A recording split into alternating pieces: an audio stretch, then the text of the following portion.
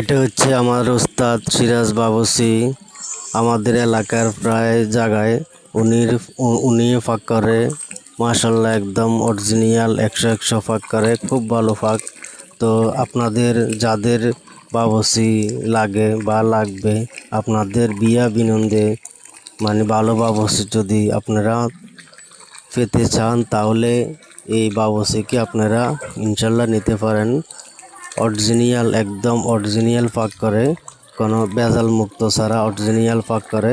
কিন্তু আমার কাছে খুব ভালো লাগে, দেখতে পাইতেছেন মশলা আসতেছে, এমনভাবে মশলা ঘনত্ব করতেছে, খুব ভালো লাগতেছে। এই মশলা হবে ডিমের জন্যে, রোস্টের জন্যে, মুগ ডালের জন্যে।